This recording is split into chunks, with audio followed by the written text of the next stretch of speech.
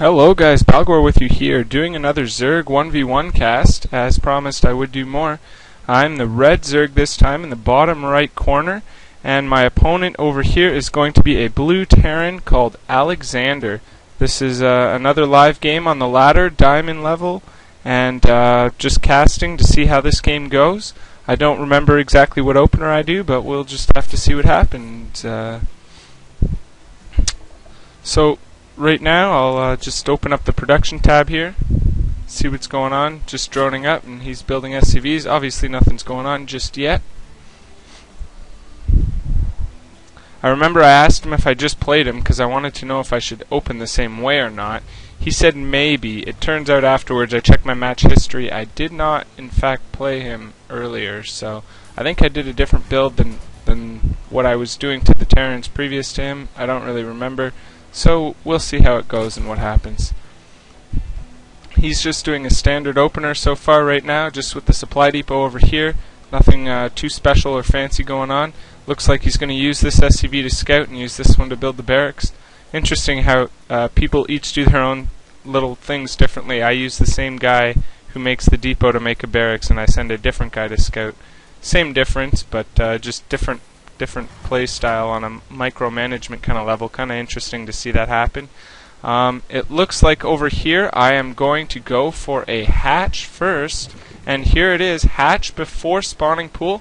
Note that this was at 15 supply, and I'm building more drones now. Might have been even 13 supply rather, sorry, or 14 supply. Anyway, this is again one of my first few Zerg 1v1 games, so I just try out a various bunch of different builds.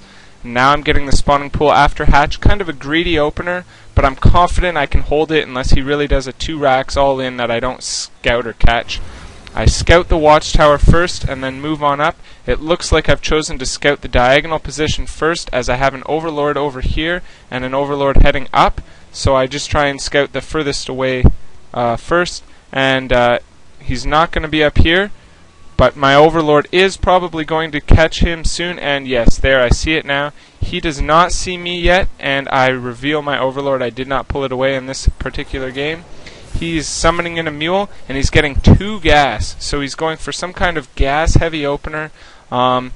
Just 1 barracks, so he's not going to be applying too much of early pressure. He might be going for some early Hellions.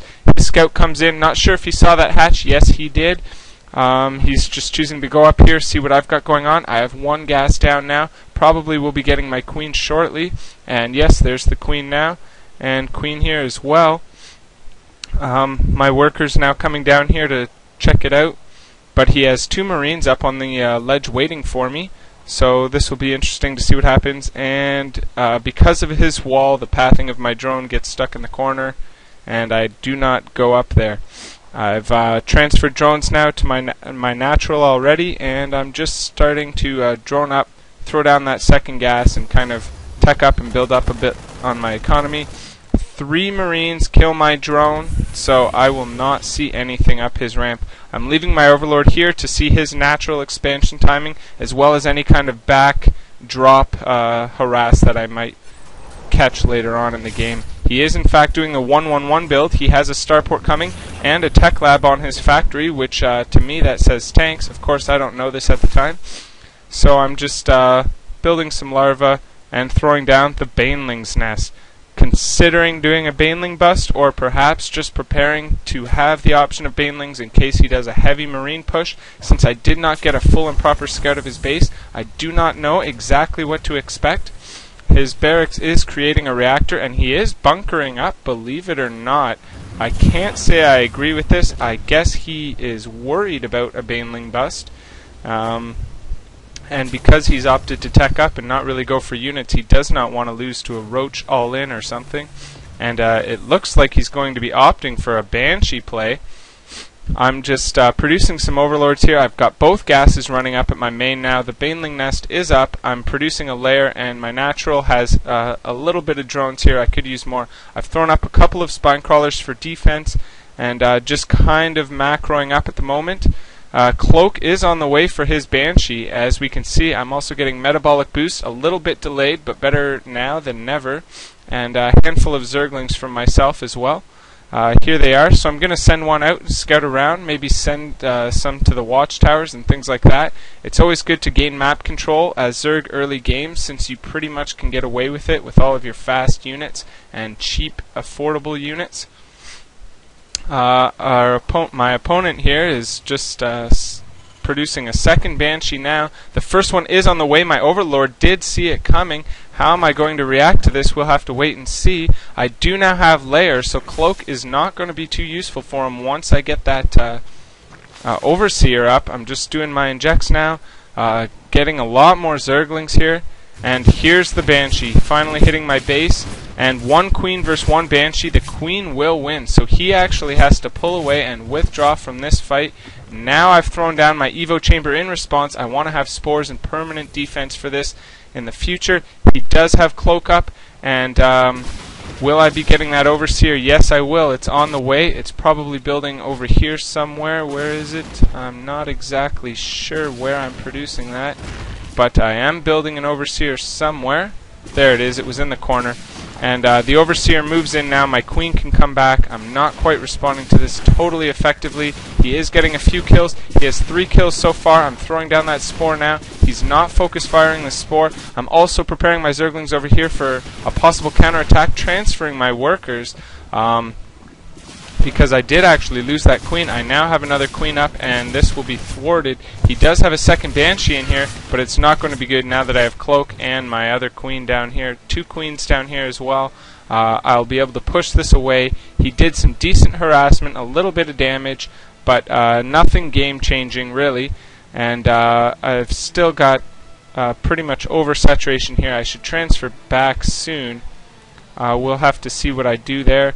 I have a Spore down here as well, so that will negate any harassment there. My Spore is up here, and now I've got 2 Queens at my natural. So I'm just producing another Queen just to make sure. I don't want to lose the game to a ton of Banshees. I want to make sure I have enough anti-air, because I've gone for Zerglings. I actually missed an attack over here. I apologize. I must have attempted a Baneling bust and busted down those supply depots and bunker, but did not fully finish him off. As you can see, he has siege tanks now. I apologize that I missed that.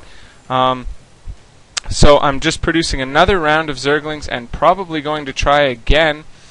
We'll see how this goes. I'm leaving this Zergling here permanently to scout when he pushes out and things like that. I'm attempting to run in with these Zerglings because I had broken it down, but now that he's rebuilt it, I cannot get up there, and I lost all of those Zerglings for nothing. Quite a big blunder on my part, but I'm still ahead of base. I'm getting that Spire now as well, and I'm getting the Baneling speed as well. And we just have here myself macroing up a little bit more, getting some more drones, getting some more gas here. As you can see, I'm spending all of my resources. The Terran player is actually having horrible macro right now. 2,000 minerals, 400 gas. He's not spending his money effectively. He needs to spend a lot more money. He needs to throw down another command center. He needs to produce more Marines, some Hellions or something. Anyway, it looks like he's pushing out, maybe to take his natural, maybe to attack. We'll have to see. And it looks like it's just to take his natural. He's moving down his ramp here with his siege tanks. And what am I going to do about this? We will have to wait and see. I actually have a Nydus network on the way. Throwing it down up here just so that it hopefully doesn't get scouted. And my Overlord that's still alive down here, as well as a couple of Lings, I'll be able to hopefully get a good Nydus off on this player. It seems he's just getting ready to expand, getting stim and shields, nothing fancy. Still hasn't started his command center, just going to throw that down now. He still has a lot of unspent resources. I've just been building a ton of Zerglings, spreading my creep around. I've now connected the creep to my bases, so Banshee play will not slow down my Queens moving between bases. I'm now transferring all of my Zerglings into this Nydus network. I scout the Expo going down here. I know he's moved his defenses to the front line, and I've now thrown this over here. Can he see this? No, he cannot. And this is a really dirty position and place to throw this down.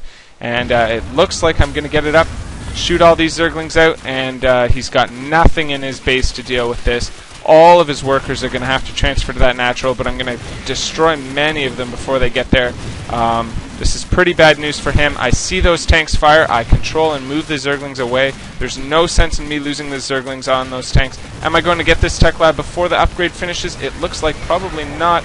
I did not focus that down. I probably could have gotten it, and it just finished before I got it. Anyway, I killed all of his Marines. He's moving his tanks up here. Zerglings are great against tanks, though, even unsieged. And he's lost tremendous amounts of SCVs, tons of supply depots. He's now losing his barracks. He's lost a lot of add-ons. His starport might even go down. He's got to lift off. This is just bad news for him any way you look at it. And there's really nothing he can do now in this situation. I mean, he's got his natural command center there, but he has no more workers, and that's going to be that. GG. I've expanded to take my third and prepared for the later macro game. So that was another 1v1 with a fast expansion greedy opener. Hope you guys enjoyed that one, and let me know what you think. And if you want to see any other specific things, let me know.